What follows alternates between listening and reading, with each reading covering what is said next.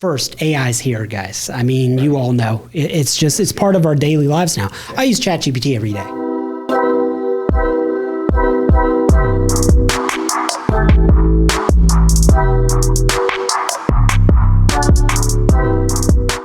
Thank you for joining us. This is the Reboot Something podcast. My name is Chad Jeffries, your host. To my left, I have Brandon Downey, our CEO.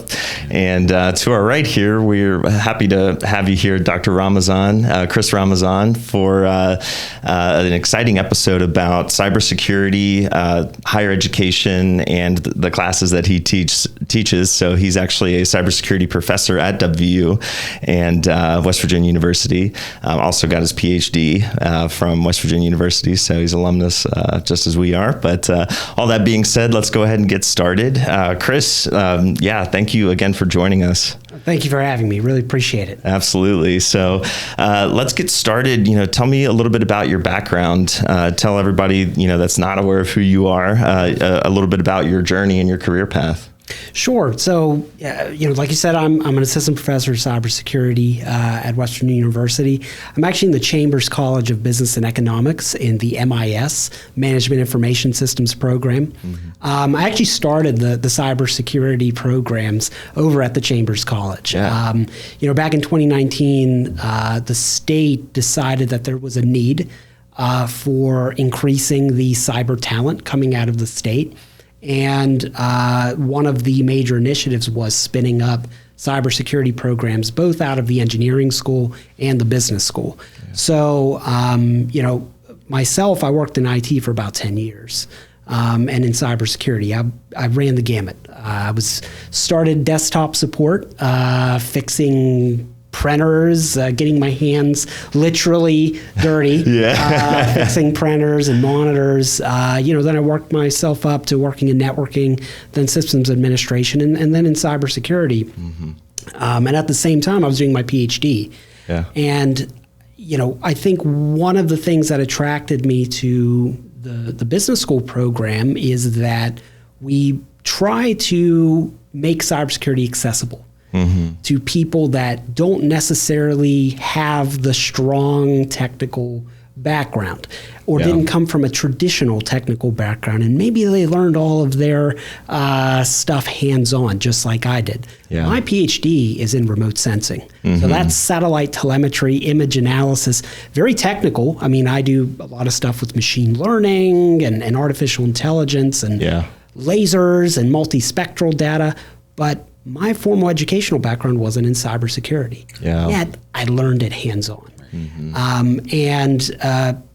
When I transitioned over into academia, I wanted that same approach for students. If there's a student who did their undergrad degree in history, but they worked in IT, they've worked in the cybersecurity field for 10 years, they should be able to get a master's in cybersecurity. Yeah. Yeah, absolutely. I mean, we all touch technology nowadays in some way, shape, or form. And, cybersecurity is an incredibly important topic. And obviously with the, AI and machine learning trends nowadays, after having a conversation yesterday with Tom Devine, that was an amazing conversation. But really seeing, similarities in the blending of, the ethics of it all, right? And so that's stuff that we're definitely going to, dive in a little deeper on. But let's talk about, preparation for emerging cybersecurity professionals and, what emerging trends are shaping the demand for those skills, for cybersecurity skills, in your opinion?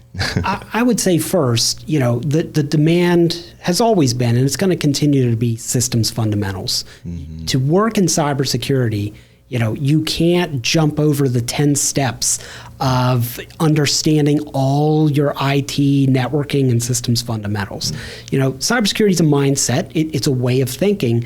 But if you don't understand how systems work, about desktop support, you don't understand networking, you don't understand systems administration, you don't understand project management, right? You're going to struggle to understand cybersecurity because cybersecurity touches all those things. Yeah. So to me, getting those fundamental skills for the next generation workforce is absolutely critical. Yeah. And I think this is a flaw in many cybersecurity programs. They want to teach the hot stuff, Let's talk about zero trust. Let's talk about cloud. Let's talk about AI.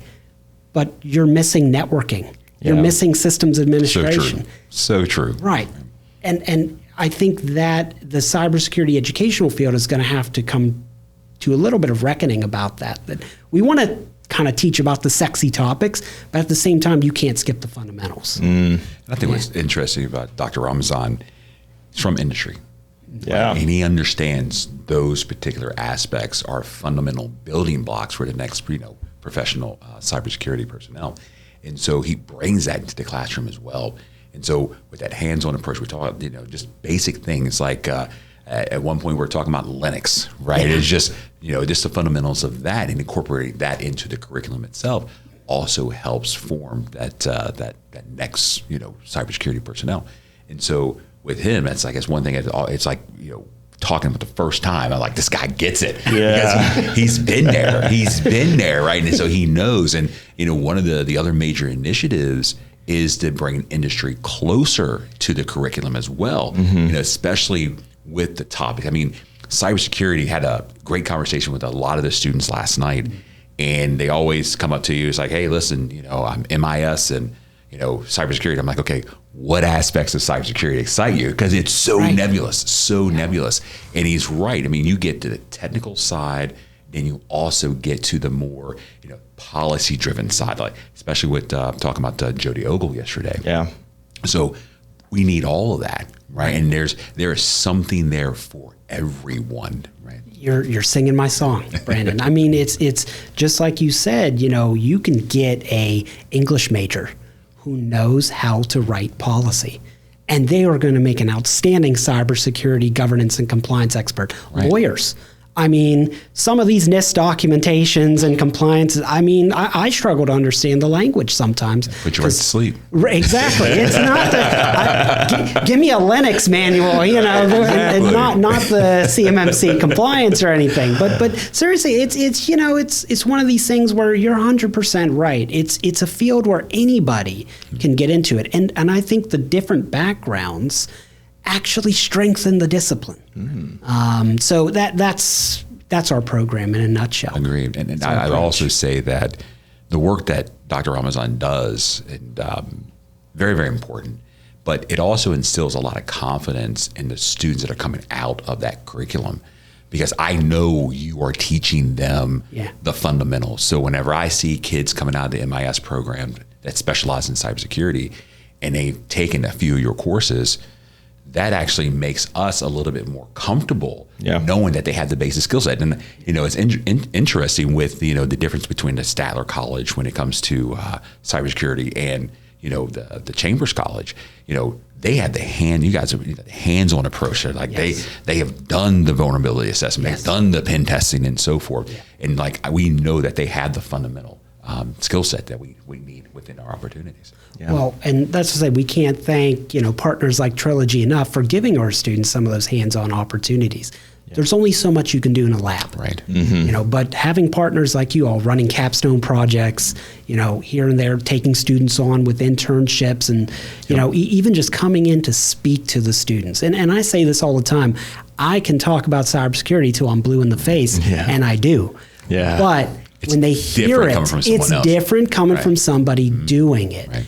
And, it may have worked for me the very first year that I was in academia, because I still portrayed that I was a practitioner.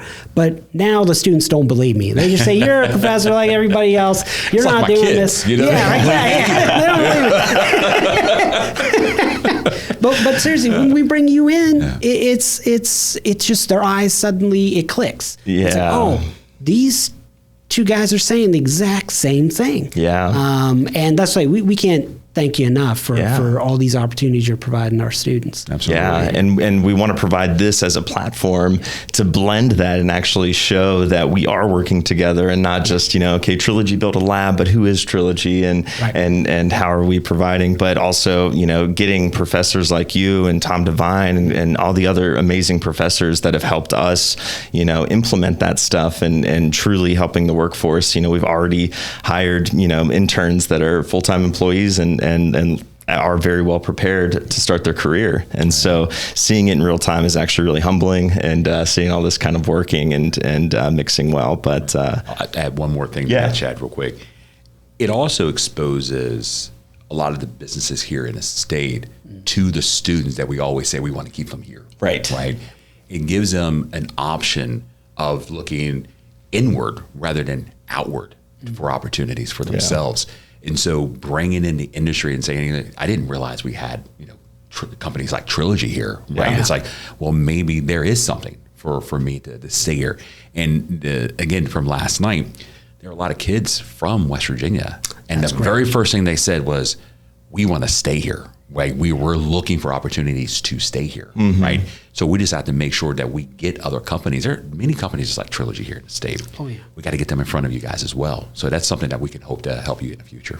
Oh, that's wonderful. And again, one of the passions, I think, that we all have at WVU, we love this state, is we want to keep students here. Yes. It grows the economy. It helps the state out, but also it gives West Virginians an additional sense of pride. Absolutely. That It does. They're from here, they got their education here, and they're able to stay here, close to family, make a difference in the state. I mean, I think it's just a win all around. So Yeah. can't thank you enough for helping with that. Absolutely. Likewise. Yeah, this is great.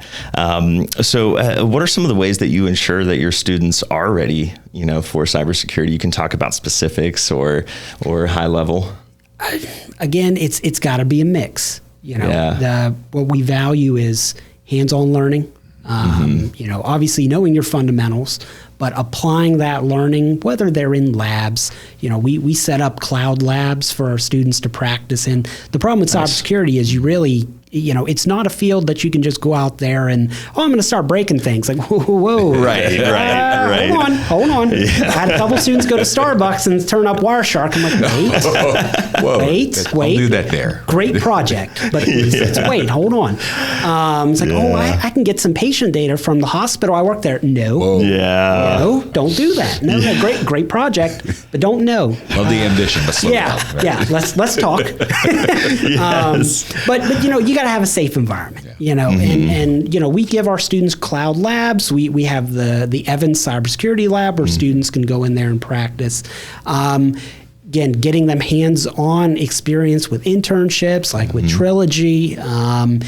Having long-term industry projects. I know we've worked with West Banco. We've worked with the MITRE Corporation. Yeah. We've worked with the DoD. And another thing is training for large-scale cyber competitions. Yeah. Like Lock Shields. Right. And getting students to see how large-scale cyber operations from the military's perspective work. And we can talk about that a little more later, but this is a unique experience for WVU students. So it's a combination. Getting that professional academic setting, it really helps. And I would say the last thing, too, is getting students involved with faculty research. They see that side of the cyber world as well. Yeah. To say that, okay, there's the practitioner side, but I'm working on this cool project using machine learning techniques.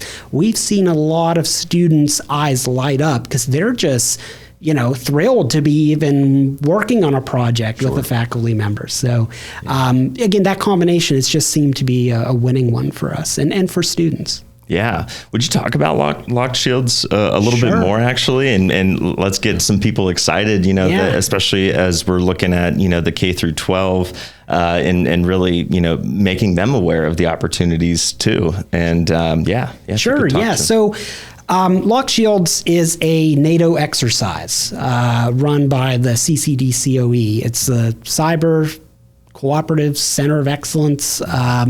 They run this competition yearly, and it is an international competition with all NATO member nations. I think there's 34 now, and also some other NATO allies like Japan, New Zealand, Australia. Yeah. They're not formally a part of NATO, but they're allies. Right.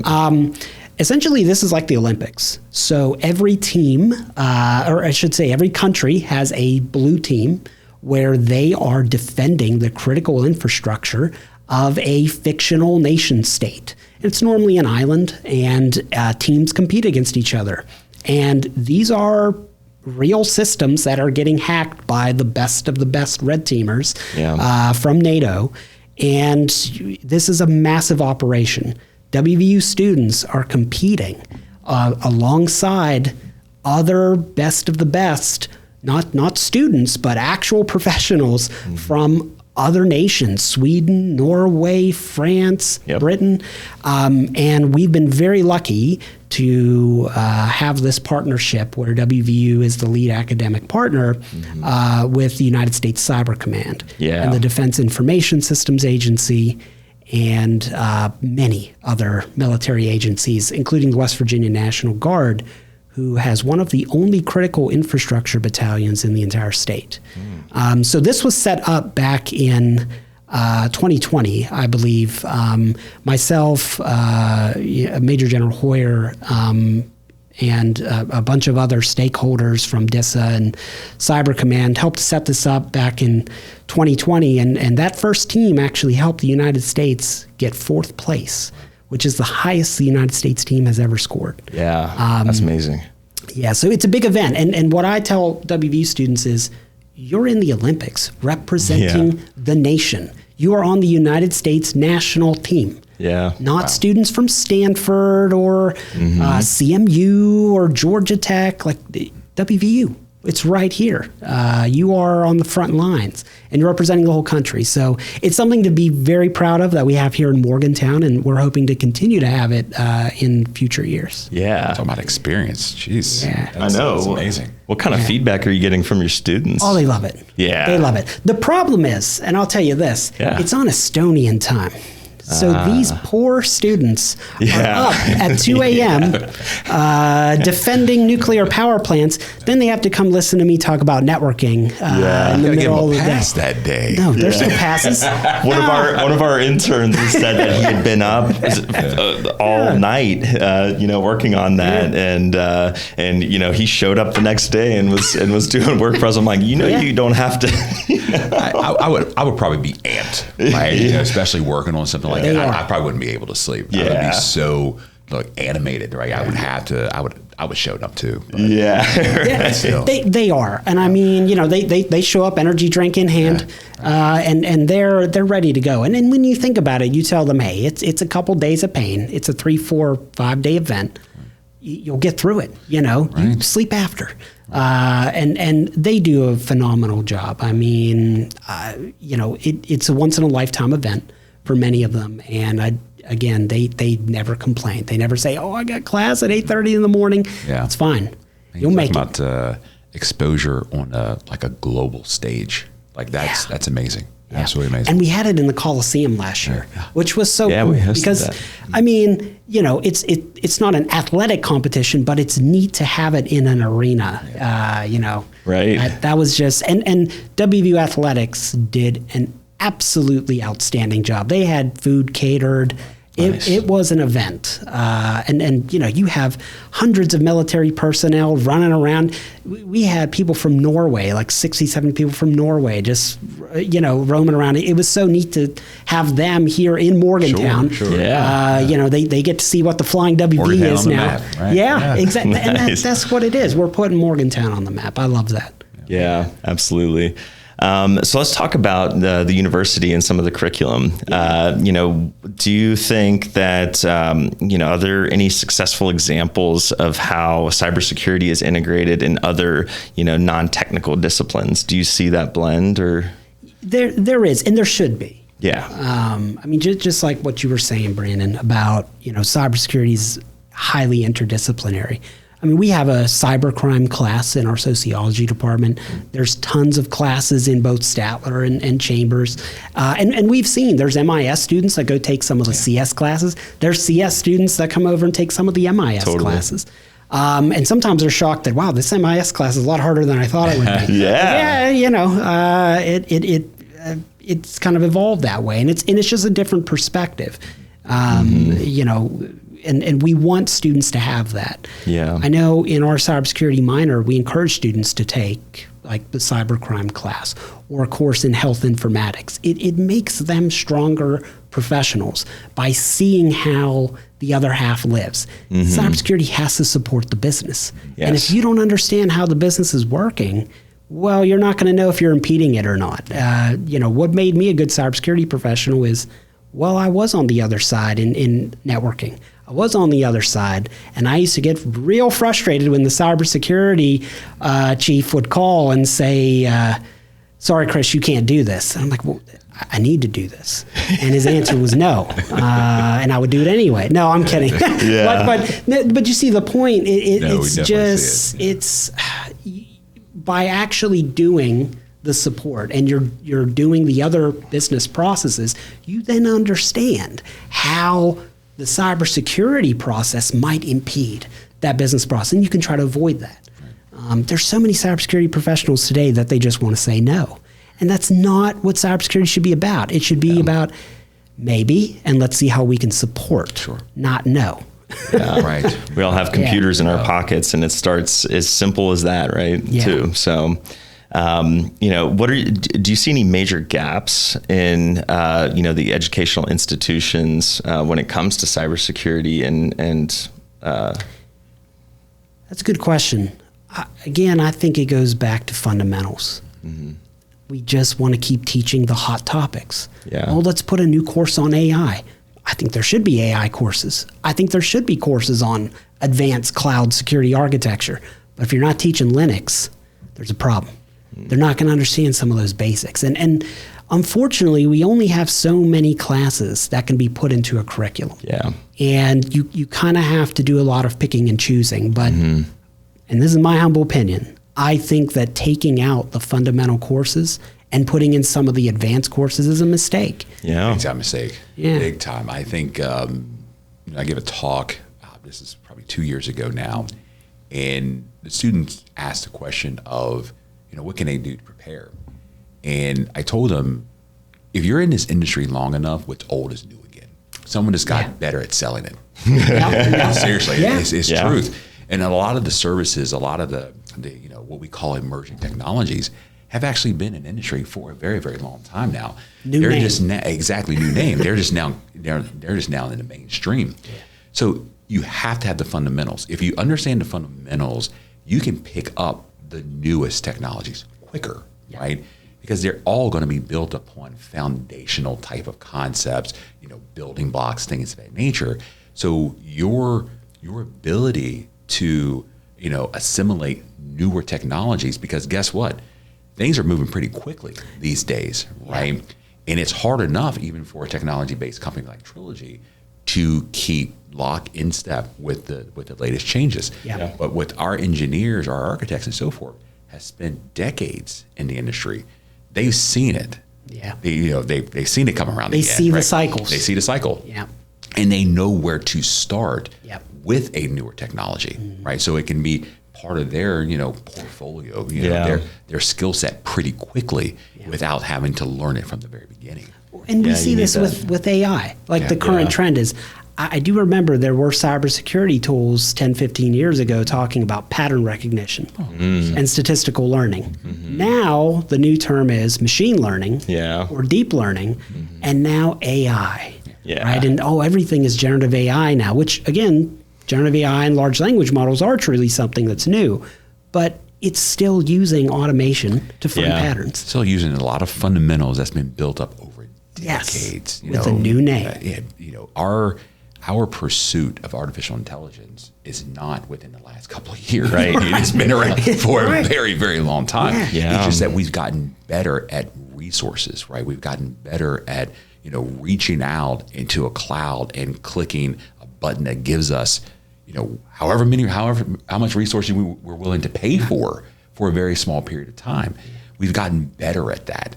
Hence the reason why a lot of these technologies are now starting to evolve quicker, right? Because we have the ability at push button resources. 100% agree. Yeah. And again, when you think about some of the technologies that we are claiming that are new, it could be deep down they didn't change anything. Yeah, right. The technology. They just figured out how to package it They and sell it in a different just way. marketed it differently. How many times have you guys seen television, a commercial, powered by AI? Yeah, right. I'm dead serious. It's like there's razors now powered by AI. Yeah. It's the branding side of it. Stop, you're going to get cut. Right? Yeah. Exactly. Yeah. That's the point. You know? Yeah. No, that's hilarious. But let's talk about, specifically cybersecurity in West Virginia. There's a lot of, there's, I guess you could say, a lack of institutional, awareness when it comes to cybersecurity across the state. And, in your opinion, what would be, some ways that that we could actually, help the the population at large, understand where to go with it all, with all this information? That's a great question, Chad. I mean, I see West Virginia as an emerging national leader in cybersecurity. I really do. Yeah. And when you think, especially about where we are in Morgantown, we're 3 hours from DC. Mm-hmm. We're an hour and a half from Pittsburgh. We're 3 hours from Columbus. Mm-hmm. We have, and we're 6 hours from New York if you drive fast. Yeah, no traffic. Yeah. But there's tremendous potential here to grow this state into the cybersecurity hub of America, and I truly do believe that. And it's what keeps me up at night to see what else can I do to try to make this happen. There's a lot of big things we have going on. For example, WVU in partnership with Marshall and with the United States Cyber Command, we are now a unique National Cybersecurity Center of Excellence in Critical Infrastructure. It doesn't exist anywhere else. This is a unique partnership in West Virginia, but has truly international reach. We're doing lock shields here. We have, in my opinion, the best cybersecurity programs in the country, right here in our university. We're doing a lot of good work, like the West Virginia National Guard. They have one of the only critical infrastructure battalions in the nation, right here in West Virginia. Wow. I mean, there's just tons of stuff. We have great companies like Trilogy. I mean, just doing absolutely outstanding work in the technology and cybersecurity space. And people outside West Virginia, they have no clue. And the students here, that's what really gets me. They have no clue this is going on. Right. We're really building an ecosystem.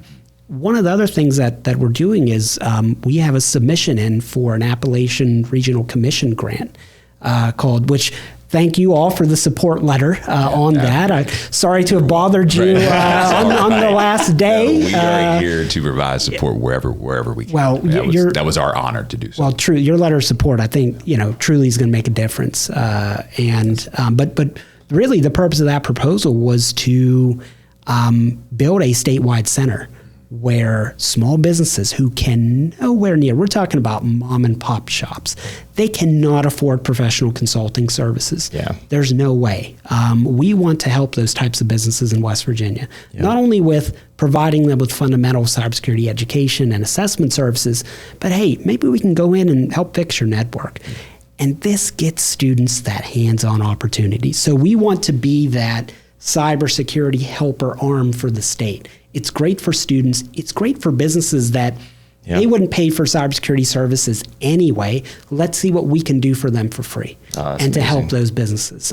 So that grant is currently in progress. It's submitted, and we're very hopeful on the outcome. And again, thank you all for your support. And it's just one of those many efforts. There's lots of things going on across all the universities in West Virginia, and we're just trying to work with industry. We're trying to work with government entities. We're trying to work with our defense partners to, again, make West Virginia the center of cybersecurity for this nation. Yeah, absolutely. It's starting to latch on. I mean, there's a lot of other academic institutions here in the state that have also turned to building their own cybersecurity program. And it's one of those things of, helping each other, uplifting each other, right? It's no one else is going to help us other than ourselves. So it's rather interesting to see a lot of the initiatives from the larger academic institutions in the state, with those key initiatives that's going to help the mom and pop shop, the other small businesses, and so forth. Yeah. It's something that Karen Evans has always talked about, right? Yeah. So, helping, especially with the Cyber Readiness Institute, she's definitely putting out a lot of different policies that can be adopted by other businesses instead of starting from scratch. We don't need to start from scratch. There's a significant amount of help out there that we can actually leverage to further your cybersecurity stance. So, but yeah, you guys are doing great things. Absolutely great things. You guys are too kind. And like I said, we can't do without your all support. I mean, but you're right, Brandon. It's a critical gap. We're so focused on the water treatment facilities and we're focused on the major hospitals. Right. Important to focus on. It is, yeah. But you also can't miss the rest of America. Yeah.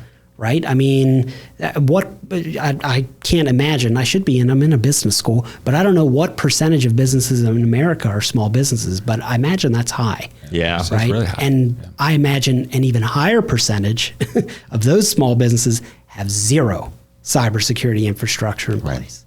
And zero expertise. They can't afford it. They can't, unless they, whatever service that they allowed to adopt within their own IT footprint from cloud. You're inheriting more of those particular security configurations based upon, some universal resource pool that you're tapping into. Right. And so, with that still comes knowledge, right? The educating of the workforce is just as important, to stave off a lot of the vulnerabilities that can be exposed by your workforce.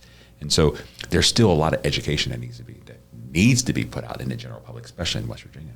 Yeah. Absolutely. And Jody Ogle, who works for, CISA, the newest federal, branch of the government, has, we brought him on the podcast and he was explaining, how much resources that they want to provide. And that was one of the reasons we created this platform, was to give that ability to communicate with the public and show these opportunities and what our federal government is also helping to, do for small businesses that don't have the IT or infrastructure. That's great. So, yeah. And again, like you guys have been saying the whole time, this is a collective effort.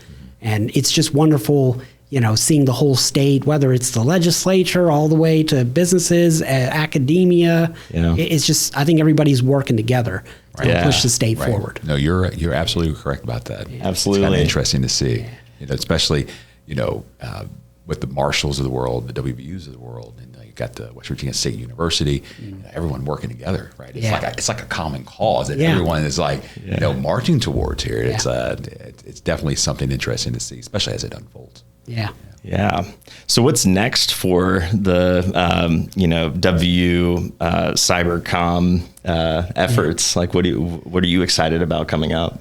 Well, we again just keep building upon that relationship.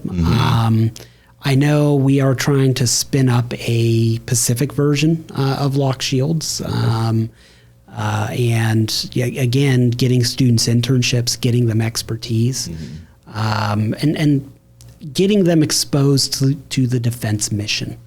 I think one of the major challenges that the public sector has is that they cannot compete compensation-wise with the private industry. There's just no way. Yeah. But what they do have is mission. They have mission and scope. And it's been quite interesting seeing our students that go the public sector route, they go into the defense sector, they see, wow, I'm helping my nation. I'm helping keep the country safe. Sure. And there are a certain percentage of students that's what motivates them. It's not the paycheck at the end of the day. They really they love the mission set. They love helping keep their nation safe. And it's been very interesting with our partnerships in the defense community to open up that avenue for students, because there are students that they want to do it. 100%. Tell students all the time, chase the passion, not the dollar. Yes, I love that. Absolutely. Yes. It really is. If once you get to a certain point, the money will be there. Right? Yeah. It'll eventually be there.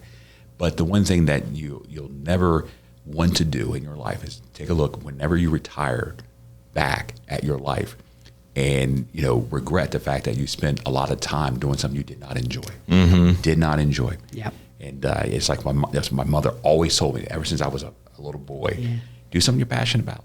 Do something you're passionate about. I love that. I mean, I can't remember. I think it was Arnold Schwarzenegger. I think he said that something like 7 out of every 10 Americans don't enjoy what they do. And you think about it, you spend a third of your life at work. Yeah. So you're spending a third of your life, just like you said, Brandon, where it's like you're not really enjoying what you do. So, yeah, passion. And cybersecurity is one of those fields where you got to have passion because it will grind you down if you don't. Yeah, I am sure. Right? Just like teaching. It's like, yeah, you do. Yeah. And it's funny you mentioned that. Like, there's so many students that they ask me why. They think, oh, he was burnt out or, oh, he just didn't want to do. I loved my job in cybersecurity. I had the best boss. So I accidentally FaceTimed him the other day. It was a butt dial. Of course, he calls me back and I'm out walking. I'm like, oh, sorry, Tom. I didn't mean to. Then it was good to talk. We talked for like 20 minutes. Yeah. But I had the best boss. I mean, in fact, there was no way I could do my doctorate and work at the same time without him. He was so supportive of me. That's awesome. So I didn't really want to leave my job, but teaching drew me in. Right. And it again, I think most academics would agree when I say this. We're obviously not doing it for the money. You can go out and make a lot more in industry, consulting. It's the sense of service that you're helping other people get opportunities and start their lives and start their careers. I tell every single one of my students, go out there, make more than I do, and that's great news. Mm-hmm.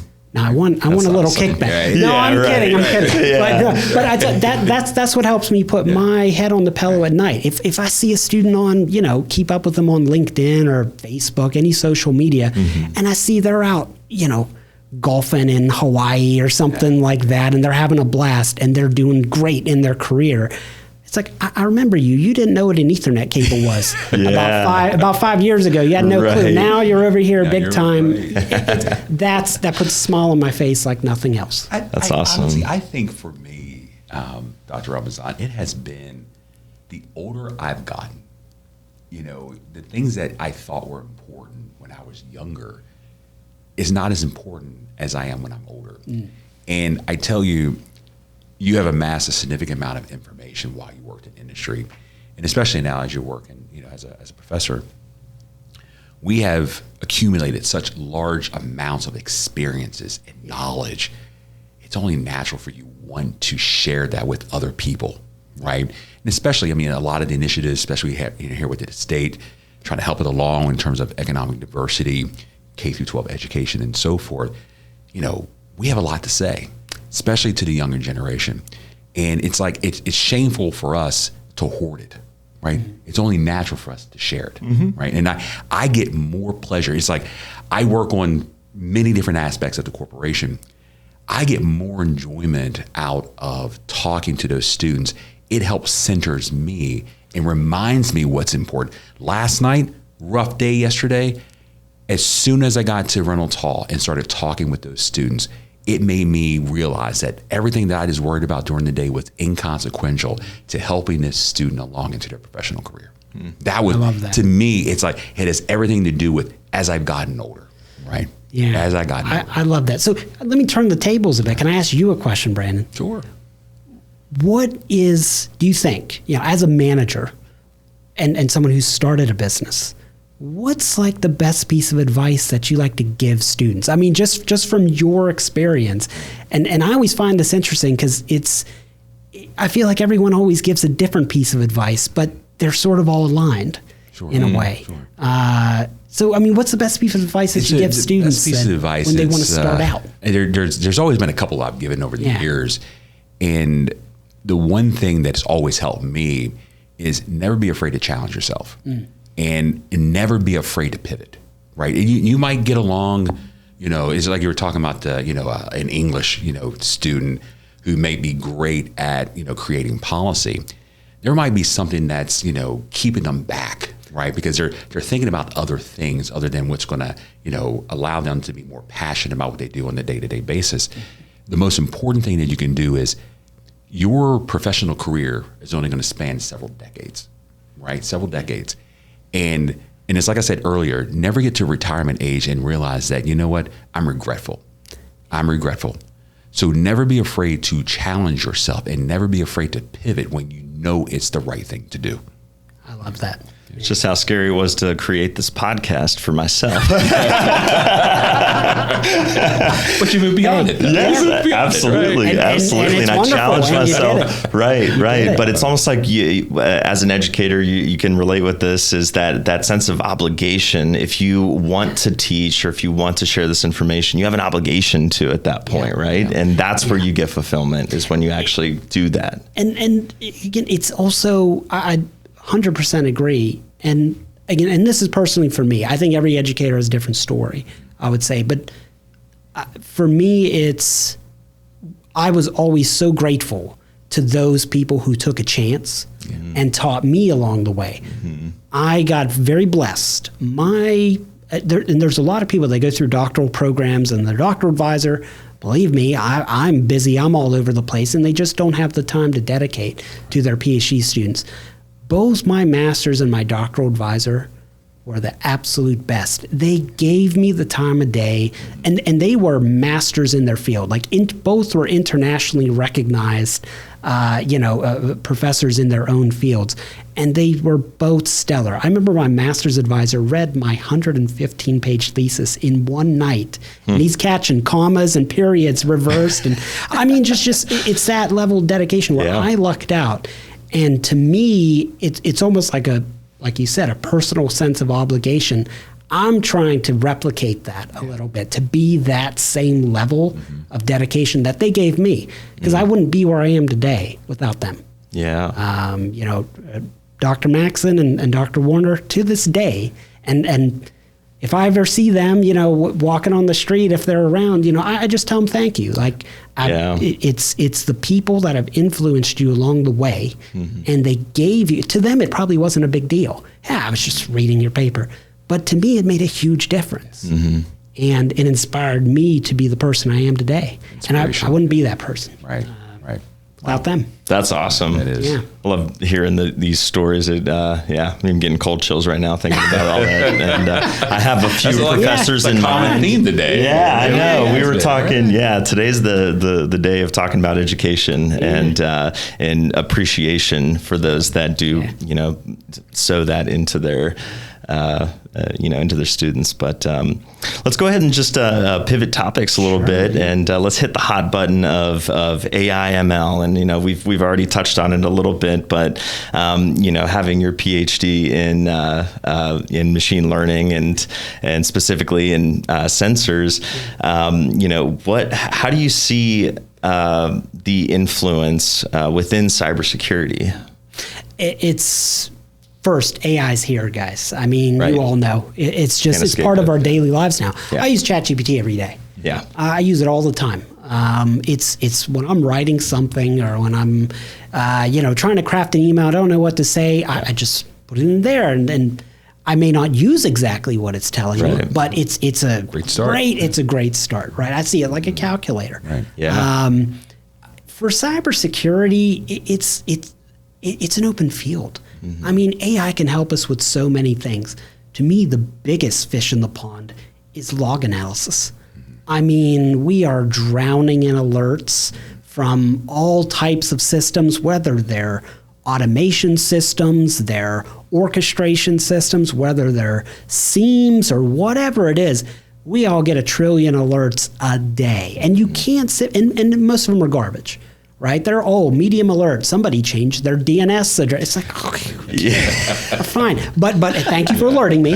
But I don't need that. I mean, I remember I used to have an email folder where the antivirus alerts from all across the environment, they just go in that folder. Redirected. I think when I left, there was like 3,000 unread. It's like, I'm not looking at these. I'm never gonna. But it could be that you missed something, and that's where AI might be able to help. I don't ever see it, especially in cybersecurity, I don't ever see it as this tool that will ever replace the security analyst. It's going to be an assistance tool to help wade through that massive amount of uncorrelated, unstructured data that just no amount of humans can look through, nor would they want to. Put the machine learning to that task. Agreed. we get so accustomed to clicking that button, right? It's like we were talking about the accepting terms of service, right? The acknowledgments. It's like scroll down, done. You don't even pay attention anymore. We just sold your soul. You don't know what's in exactly, that. Exactly. It comes out to bite you at the end of the day. But and I agree with you. We have amassed such large volumes of data, like data for data's sake now, and there's no real way of trying to obtain information from it. And we have to do a better job of it. And I agree with your assessment. Leveraging it from log analysis. I mean, no one wants to, view a ton of logs, right? It's like it's especially the ones that are very, very verbose, and it's like tracing through it. It is a very, very difficult thing. It's a very tedious thing to do. But any assistance in that area would actually pay significant dividends, because you're right. We've gotten so used to just viewing and not really interpreting, and give it some pattern to actually recognize to better your job and to better your security stance for the organization that you work for. I think it's a great start. It's a great start. Do you embrace AI in your classrooms? Oh yeah, all the time. To me, it would be silly first not to, because like I said, AI is here. Might as well teach students how to leverage it. Yeah. But we actually have AI courses both in our data analytics program and in our cybersecurity program. One of the first courses I spun up was a cybersecurity analytics machine learning course in our graduate program, where students are learning how to build machine learning models using different algorithms like support vector machines and k-nearest neighbors, very supervised algorithms, but also looking at deep learning algorithms as well. And some of the challenges, right? First, you need data. And I think, Brandon, this is, I love the comment you made, data for data's sake, because one of the major problems in cybersecurity is getting good data. Good data. Good data to train the algorithm. I mean, this is still garbage in, garbage out. Machine learning algorithms will only do as good as the training data that they were trained on. And that's a hard thing. I mean, we train models ourselves, and we've gotten into the habit of generating at least high quality data, and it's a time consuming thing to do, right? And so having those tools, techniques, especially the ones that you're teaching in your class, goes a long way. It definitely goes a long way. And also, I 100% agree. It's completely laborious, but on the other hand of it is, by the time you get through all this data, has there been a shift? Has the environment changed? Where I learned machine learning was with satellite imagery. Like that's what my doctorate's in, remote sensing, satellite imagery, geospatial data.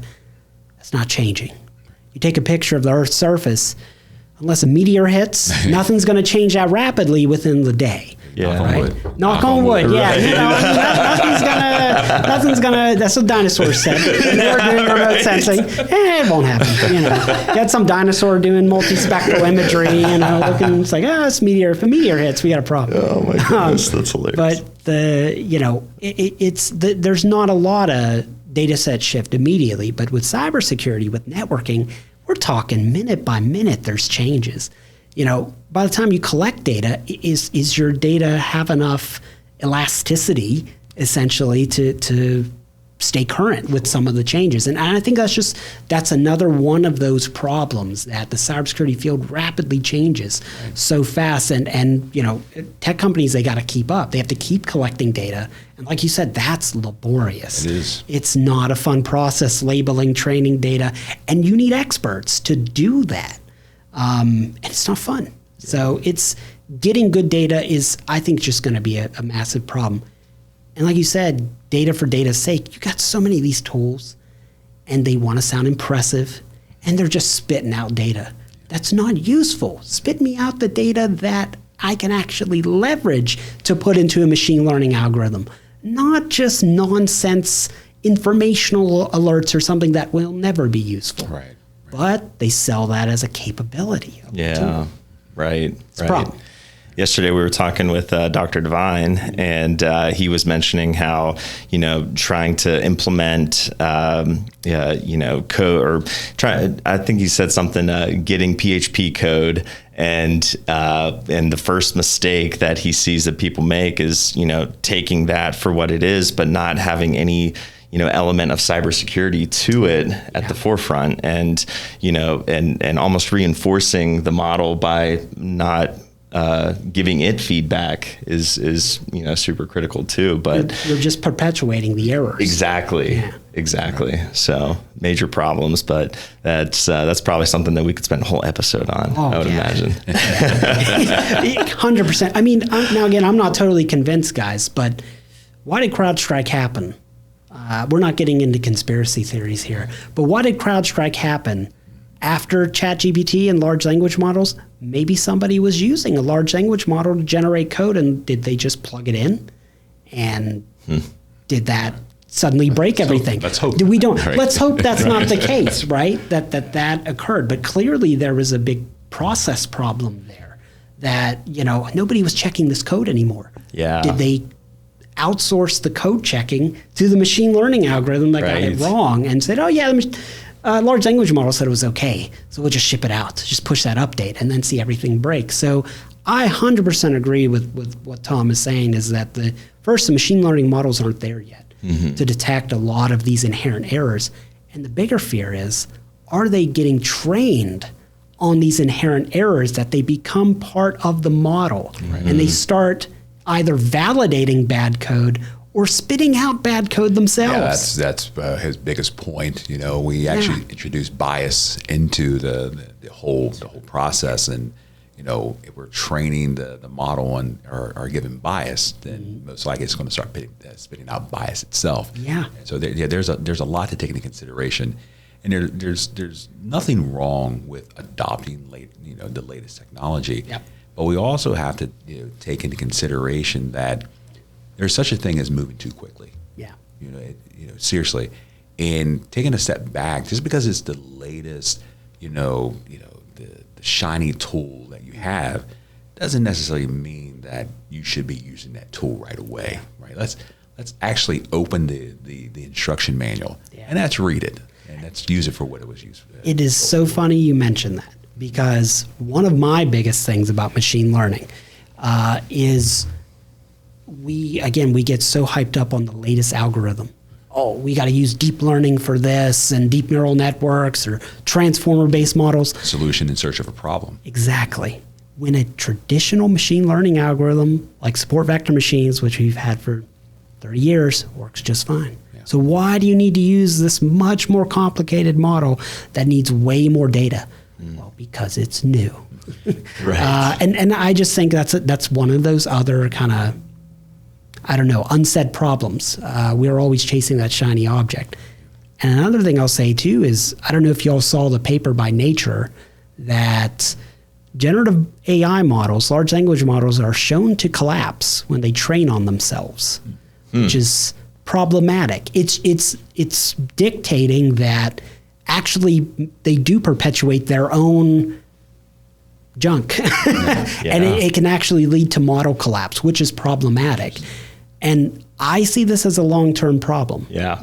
Think about it. When large language models first appeared, when generative AI first appeared, the internet was in a pristine state, meaning the content was human generated. It was probably mostly garbage, but it's human garbage, right? Right. But now how much AI generated content is out there, and we can't distinguish which is AI content, which is human. That makes it good, right? If, it looks like a human wrote this. Sure. Yeah. But what if the AI is training itself on its own content? Are these models going to collapse long term? I don't know. I'm not that much of an AI expert to say. Interesting problem, though. Yeah. Right? That's very, very curious. Very curious. It really does. It's like when I'm Googling something now, even Google's AI assistant, it will give me wrong information, and I'm just wondering where all of this is going, right? Yeah. But you know better. You know better. Right. Exactly. You can't say that for everyone. Yeah, Right. It's here for enhancement. There's still that human factor that we have to actually use our brains and determine if this is right or wrong information. Expert knowledge. Yeah. Was there anything else that you wanted to add to the conversation? No, I mean, I would, just like to thank you all for having me, number one. Absolutely. But, I guess if I could ask you all anything, the one thing I would say is, what motivated y'all to start a podcast? I'm just curious. That's a interesting question. For a lot of what we do, you start taking a look at interpretation of photographs. Like for me, and I'll just speak for me, you can always build a narrative around that. Mm-hmm. But we never get to the point where we actually have communication. We talk about certain things to limit that interpretation. We want people to be involved in the conversation, right? It's like we have conversations all the time about K through 12 education, right? We talked about cybersecurity, the dangers of, AI, ML, but we always have it in a vacuum. We always have it in a vacuum. And we want to bring in people that understand those particular topics of conversation to bring something else to that picture, right? We want people to have that conversation, but not around what your interpretation is of that particular setting. We want you to be involved in the conversation, especially as it unfolds, giving you more of a sense of reality. It's almost like introducing bias and so forth in AIM models. Exactly. Right. So it's like we want people to have the information, as we have it, and we want people to talk about it at the exact same time. Yeah, and it's like this forum needs to be open. Like that's the only way we're going to get feedback from each other, from higher education to industry, and how we can help each other. That synergy is it's a symbiotic relationship, and it needs to happen. And that was one of the reasons we wanted this platform, was to have these conversations. And episode number 1 was with Jim Estep, the president of the High Tech Foundation in Fairmont. And even before that conversation, Brandon and I were talking about what are the ways that we can actually get our message out in a non-traditional way.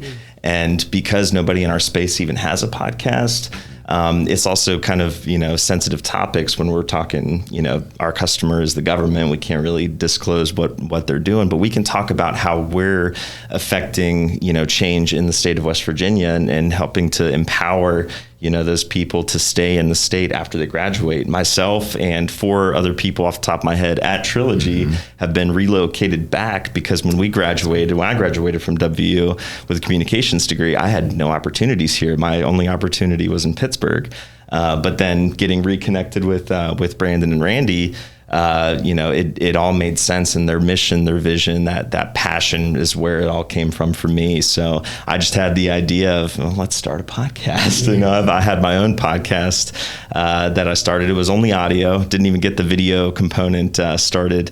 And I had no idea what world I was opening up with that can of worms. But we have an awesome, editor now, and he's also a West Virginia native, and it's just awesome to bring everybody together and ultimately help retain talent here in West Virginia, and with all of the federal operations that are going on in the state. And all of the amazing programs in cybersecurity, MIS, computer science, computer engineering, it goes outside of talking in closed doors or just to one group of people. And this is a way for us to actually get out there and utilize technology in the way it's supposed to be used to share that information. I would say one other thing which you just articulated, Chad. Trilogy is much more than a technology company, much more than that. We said this in the last segment, we'll say it again today, that when it comes to truly affecting change within our local communities, we have to do more than just talking about it, right? We have to do, right?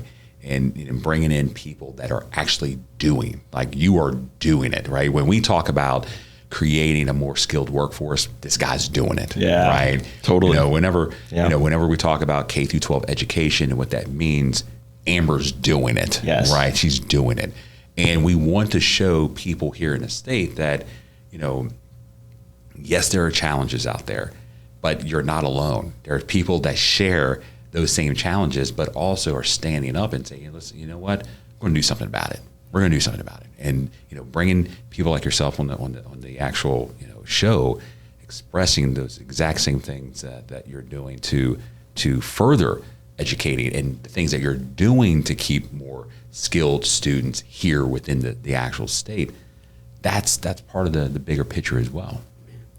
Very well said. If I wasn't going to cause so much noise, I'd mic drop. But that was very well said. I love it, guys. I think what you're doing here is special, and I can always say from WVU we're supporting the land grant mission, but that's not part of your company's a mandate from Abraham Lincoln. That's been around for a very long time. Right. But the fact that you guys are doing it, I think speaks volumes. So I love it. I think you guys are doing the good work. Awesome. Yeah. Thank you so much. This was such a great episode. I appreciate your time and joining us today, and hope to have you back for a follow-up episode so we can see what changes and stuff with AI/ML, to cybersecurity and everything we talked about. How it's going in the classroom. How it's going. Right. And I will say one other thing before we take off. Again, last night, and you can tell the passion of the students, but you guys have grown significantly at Chambers College.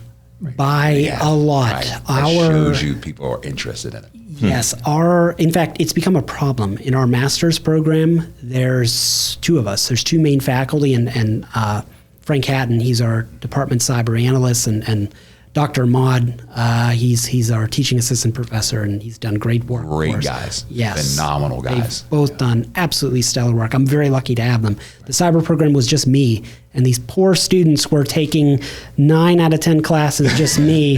They were sick of hearing me. It was like my wife saying, go upstairs. Like, I don't want to hear you anymore. Quit lecturing. They've drastically improved our programs from when I started it, and that's led to the program growing. We are now the second largest master's program in the business school after the MBA. We have over 120 students in the program. We started with 14 4 years ago. Now we're at 120 and more incoming. And these are great students. We just got an applicant from an undergrad from Johns Hopkins in engineering coming to our program here at WVU. So we have some great incoming cohorts. The MIS major has grown to now 230, 250 undergrad students. It's absolutely massive. I mean, I think when I started, again, 4 years ago in MIS, there was maybe 100, a little more than that. Now we have over 250. And it's been great for the university to grow these enrollments. But it's also been wonderful just seeing the variety of students that we're getting. We're getting out-of-state students. We're getting in-state students from all 55 counties. I mean, it's just, now that our program is so much bigger, we're seeing a lot more faces in the program. And it's wonderful to have that diversity in the program, because you get all these people with different backgrounds, different life stories, and seeing them to be successful. And we have data analytics. We got supply chain now. We're growing immensely. So it's been wonderful. And it really is. Going to need a Reynolds Hall 2. Yeah. I would like that. I would love it. Absolutely. Right. We got parking lots. Who needs parking lots in Morgantown? Yeah. Who needs a parking lot in Morgantown? We need more bikeable sidewalks. Yeah, there you go. But I didn't win the sidetrack at all. But I just wanted to commend you guys. I mean, it has grown significantly. Yeah. Right? Well, we appreciate your all's support. Right. Thank Absolutely. Yep. All right. Well, until next time, thanks for joining us. And we'll talk soon. All right. Bye, everyone.